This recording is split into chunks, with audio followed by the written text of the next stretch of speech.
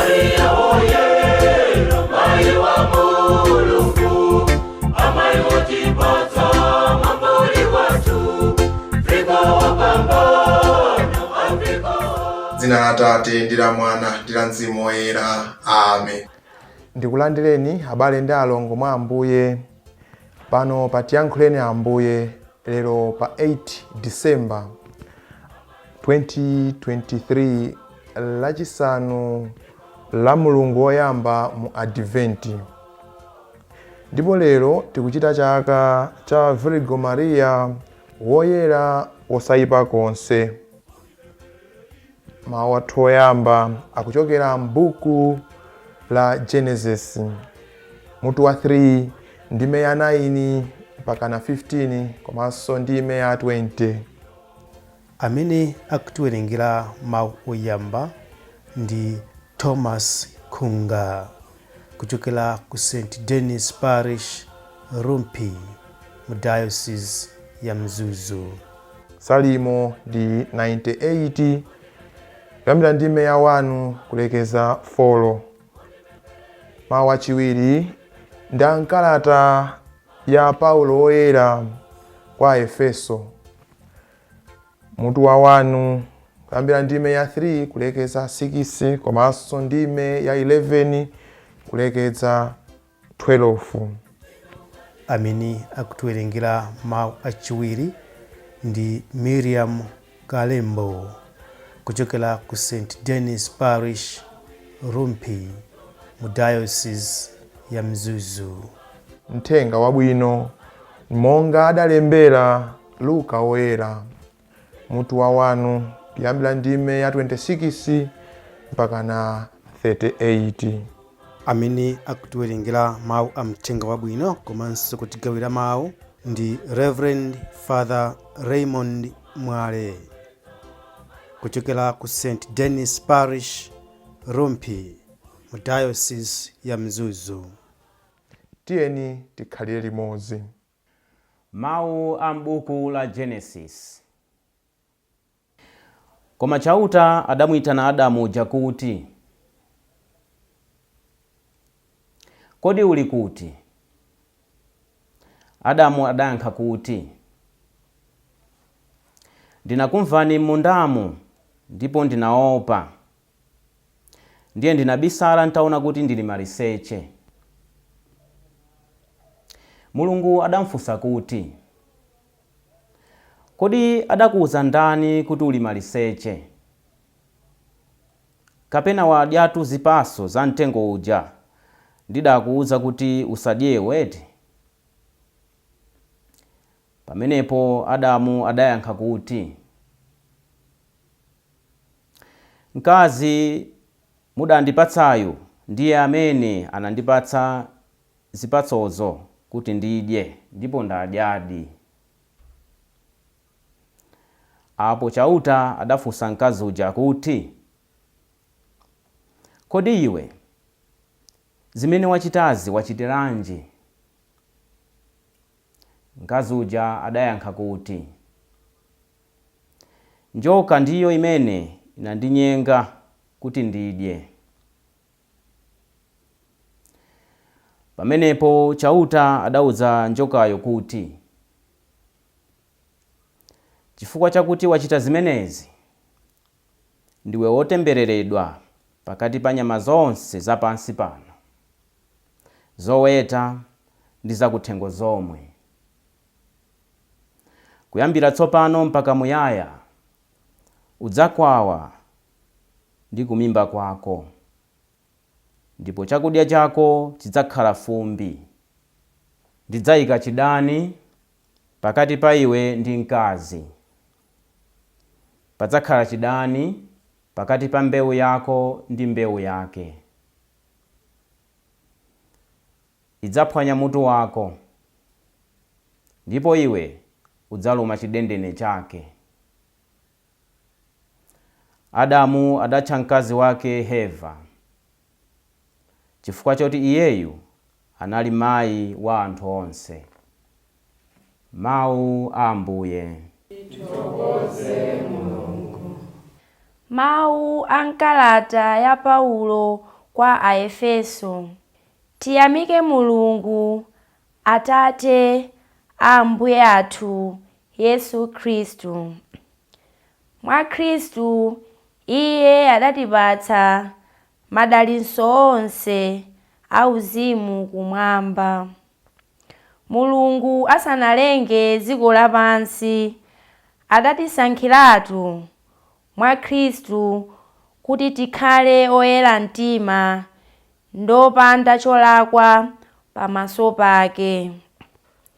Chifukwa chotikonda adakonzeratu kuti mwa Yesu Khristu atilandire ngati ana ake.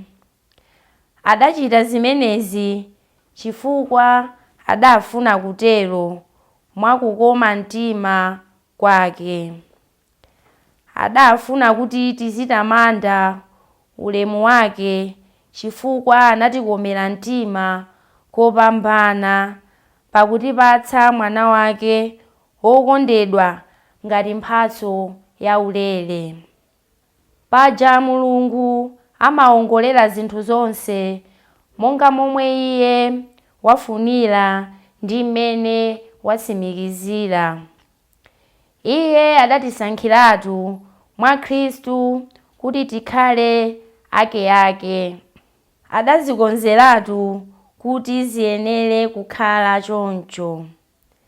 Adafuna kuti ife amene tinali oyamba kuyembekeza Khristu tilemekeze ulemerero wake. Mawu a Ambuye. Titokoze Mulungu. Ambuye akhale nanu. Akhalenso ndi mzimu wanu. Mawu a Uthenga Wabwino monga adalembera Luka oyera. Pa nthawiyo Elizabeti adali ndi pathupi pa miyezi 6 Mulungu adatuma mngelo Gabrieli ku muzi wina wa ku Galileya, dzina lake Nazareti. Adamtuma kwa namwali wina wosadziwa mamuna amene adali atafunsidwa mbeta ndi mamuna, dzina lake Yosefe, wa fuko la mfumu Davide. Namwaliyo dzina lake anali Mariya. Mngelo uja adadza kwa iye nati, moni inu amene Mulungu wakukomerani mtima kotheratu, Ambuye ali nanu. Mariya adadzidzimuka nawo kwambiri mawu amenewa, nayamba kusinkhasinkha kuti kodi moni umenewu ndi wa mtundu wanji. Mngelo adamuwuza kuti, musaope Mariya, Mulungu wakukomerani mtima. Mudzatenga pathupi ndipo mudzabala mwana wamamuna. Mudzamutcha dzina lake Yesu. Adzakhala wamkulu ndipo adzatchedwa mwana wa Mulungu wopambana zonse. Ambuye Mulungu adzamulonga ufumu wa kholo lake Davide, ndipo adzakhala mfumu ya Israeli mpaka muyaya. Ufumu wake sudzatha konse.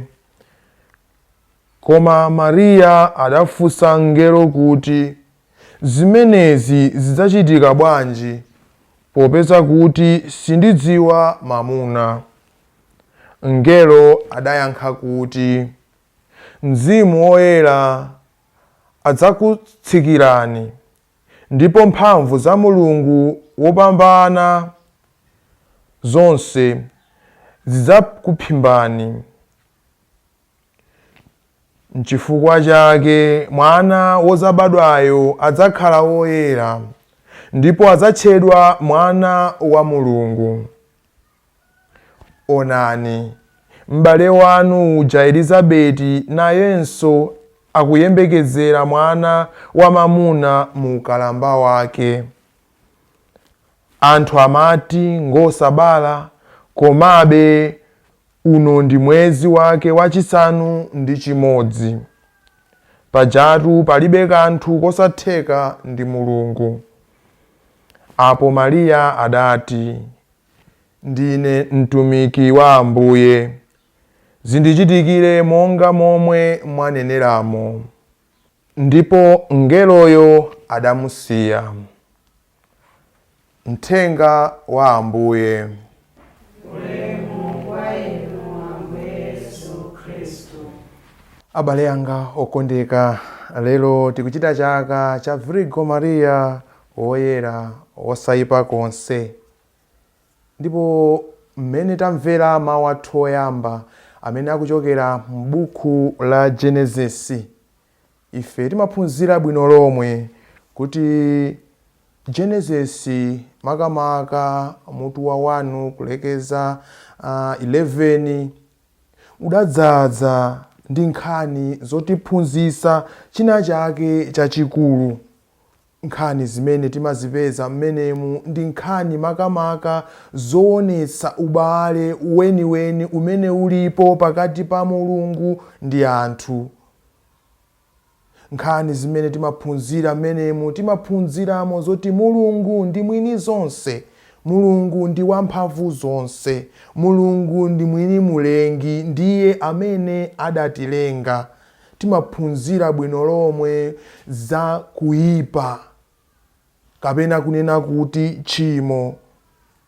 Ndiye mmene ndaneneramu mawu amenewa amene tawerenga amatipasa ife chithunzithunzi, amatiphunzitsa za kumene tachokera. It's more about the origins.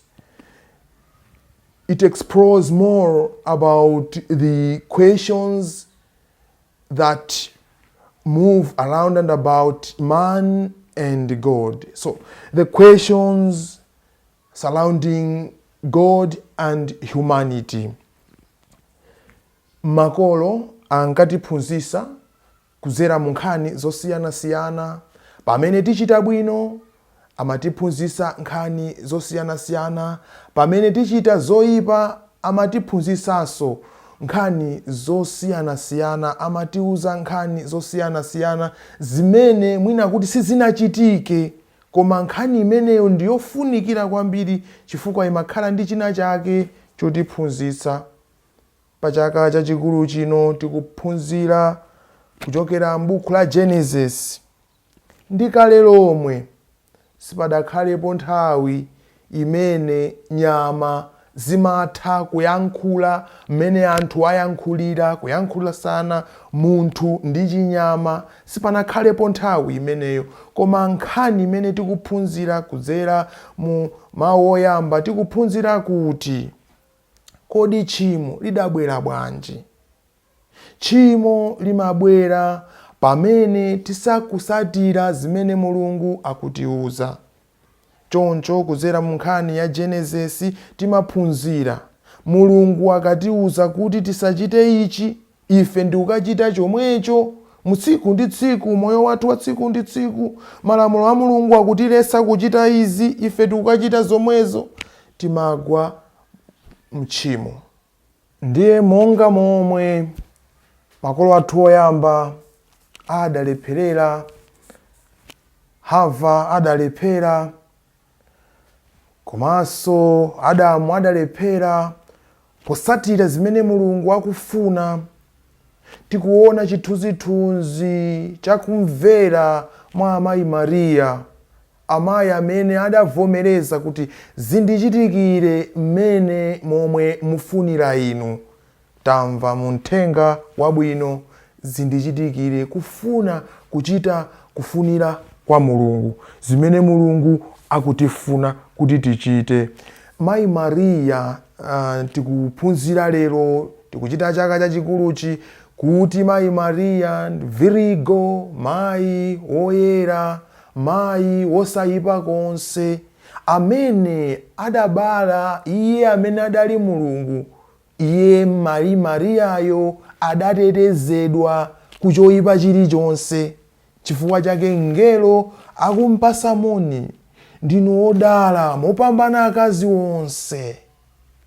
Maria wachaulere chozaza, full of grace, wachawanangwa chakuzura, fumu yili namwe. Amene ali wachaulere chozaza ndiye kuti palibe mpata wa tchimo, palibe kuyipa kulikonse, chifukwa m'maso mwa Ambuye wazaza ndi chaulere kusanduka mayi wa Mulungu mwana. Mayi Maria, chifukwa chobereka, chifukwa chokhala ndi mwana Yesu, chifukwa chogawana ndi thupi lake ndi mwana wake, Mayi Maria akulemekezedwa. Tikumulemekeza Maria. Maria sitikumpembeza. Maria si Mulungu. Maria ndi munthu ngati ife. Koma Maria ali pafupi kwambiri ndi Yesu Khristu, chifukwa ndi mayi wake, chifukwa anabereka Mulungu, chifukwa ndithu m'maso mwa Ambuye mwa Mulungu adaposa wonse. Kotero titha kuthamangira ndithu mosaopa konse kwa Mayi Maria kuti atipempherere kwa mwana wake, kwa Ambuye athu, kuti atipemphere ndithu zaulere. Amayi Maria ali ndithu pafupi ndi mwana wawo. Amayi Maria amakonda amene amakonda mwana wawo. Inde masiku ano mutha kuonanso pali mabanja ena amanena kuti ine basi ndimangonkonda mwamuna wanga, amayi ake ndilibe nawo ntchito. Ayi, kukhala satero. Amayi amamuna wathu ndi amene adamlera mwamuna wathu, tena kuwalemekeza, tena kuwakonda. Amayi Maria anatibalira Yesu mpulumutsi wathu, tena kuwakonda, tena kufasa nawo, amasangalala nafe nthawi zonse pamene tikuyenda mapazi a mwana wake Yesu Khristu. Mayi Maria amatibwerani, abwenzi onse amene ndi abwenzi a mwana wanga ndi abwenzi a ine. Osanyoza Maria. Inde izi zachikhulupiriro pang'ono-pang'ono tiphunzira kukonda Maria, pang'ono-pang'ono tilandira zaulere kwa Mayi Maria. Amayi Maria amatithandiza nthawi zonse, amayenda nafe nthawi zonse pamene tikumtumikira Mulungu mu njira zosiyanasiyana m'mabanja mwathu. Amayi Maria tiziwa bwino lomwe banja la Yosefe ndi Maria ndi nkhoswe ndithu ya mabanja onse. Mwina timakumana ndi kusamvesesa zina ndi zina, tikhale nawo mtima wa Mayi Maria, mtima womvesesa, mtima wachikhulupiriro, mtima wothokoza ndi kuthandiza anzathu pa njira yakutumikira Mulungu, pa njira yosogolera Mulungu. Atidalise Mulungu amphamvu zonse ndipo atiteteze nthawi zonse pamene tikulandira zaulere zake mu tsiku ndi tsiku, pamene tikuphunzira mawu ake zabwino zimene iye anakonzera ife tonse, pamene tikuphunzira njira za Mulungu, njomba za Yawe zina sitimazimvesa, koma iyeyo ndithu atithandize timvese pamene akufuna kutipulumutsa. Amen. Maria oye, Mayi wa Mulungu, Amai